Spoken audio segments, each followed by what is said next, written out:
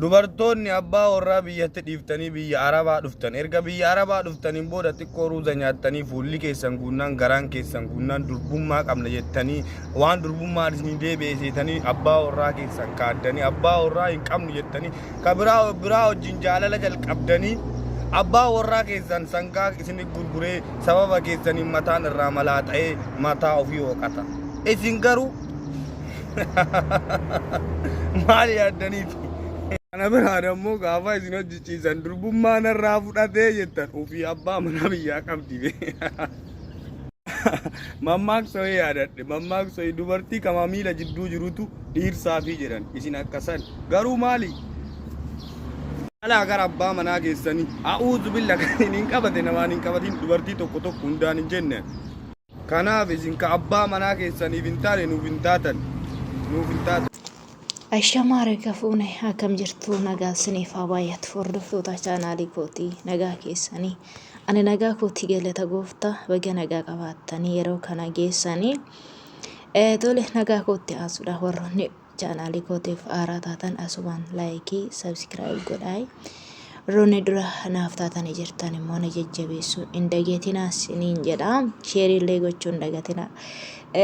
Waan dinqeef waan ajaa'ibe mucaan kun waan ajaa'ibaa waan dinqee kan inni dubbate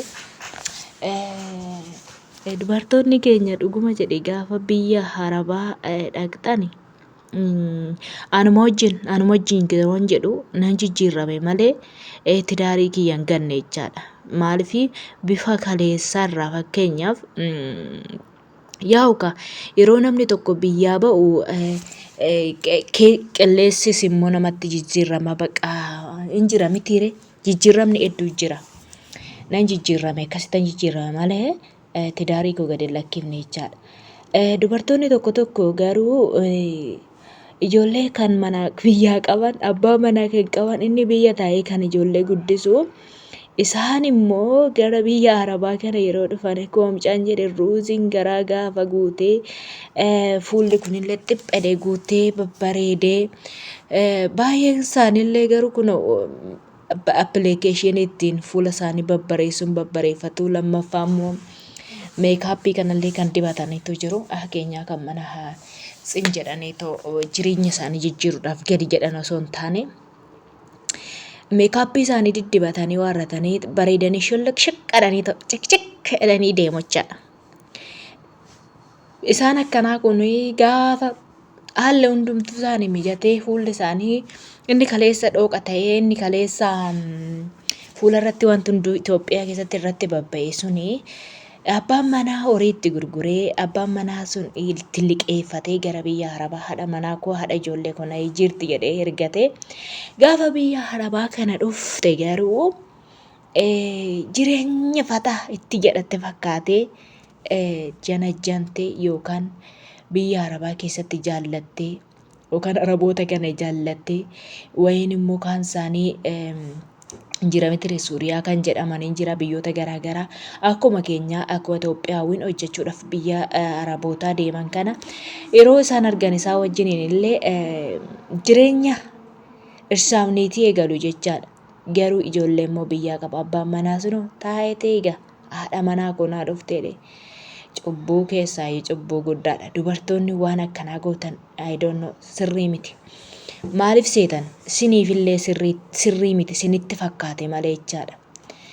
Sababii isaa abbuma manaa kee abbuma ijoollee kee sana sii wayya malee arra garaan kunis arra guute kun boru irrachuu danda'a gaafa harkaa dhabde abbuma ijoollee keetii sana sii wayya jechaadha. Ijoollee baay'een isaanii shamarroonni baay'een isaanii wantoota akkanaatiin abbaa manaa isaanii tidaarii isaanii gadi dhiisanii kan baajajantu jira.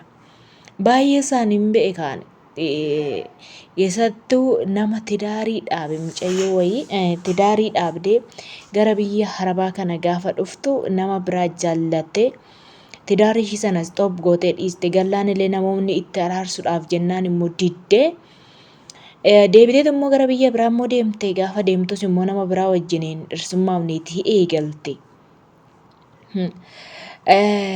Gaafa suura isaa poostii goote gaa'ela sana jechaadha.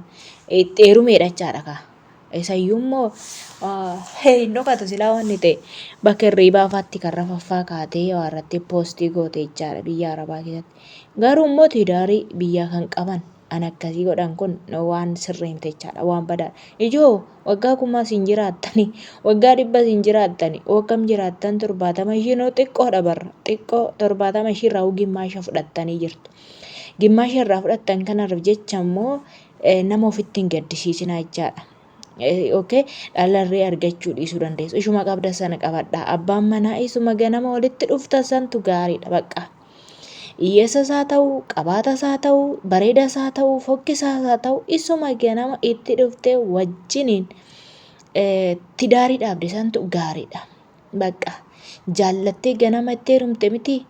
Gaafa bakka inni bifa qabu jaallattee ta'a inni achi dhala kee guddisutti wayin immoo bifa isaa dhabe ta'a. Kanaaf jettee abbaa warraa kee dhiistee gara biraa ilaaluu hin qabdu. Warroonni waan akkasii gootan sirrii miti jechaadha. Warroonni abbaa manaa keessan dhiiftanii heerumtan jechaadha. Kaan keessan immoo waan mana baataniif illee wallaaltanii too waan hin taane keessa kan borcitan jechaadha. Isinis sirrii miti deebi'aa siniin jedha. Kanaafuu kanuma jechuun barbaada mucaan kun nama hubataadha. Hordoftoota chaanaalii kootii wantoonni maal qabdu yaada kanaafi sirrii miti sirriin jedheen. Of eeggadhaa shamarran amma laayikiin gootu sun jettee baate jechaadha. Maaliif seetanii isaan hunda isaanii osoo hin taane hin jiru warroonni waan akkasii godhanii warroonni immoo gadi jedhanii immoo kaayyoo isaanii galmaan gahachuudhaaf akkuma kaleessa manaa bahanitti abbaa manaa isaanii wajjiniin eenyu jedhanii jiru jechaadha. Duriyyee ta'uu namaan godhu isiniin jedha. Foon kunis har'a nurraa dhumata. Har'a fakkeenya foon keenya kun guutee bareennee xinni ta'u jirrata. Boruu geeruu dolloomuu dandeenya bara kanatti namnu biyya ormaatti immoo namni ormi immoo nu geta. Isuma keenyaa san nu wayya isuma ganamaa san nu wayya isiniin jedha. Egaa waan na dhaggeeffattaniif hordoftoota chaanaalii kootii hedduu takka galatoomaa warroonni na jajjabeessaa jirtan ammallee galatoomaa laayikii sheerii sabiskiraayibii hin dagatinaa isiniin jedha yeroo gaarii qaba.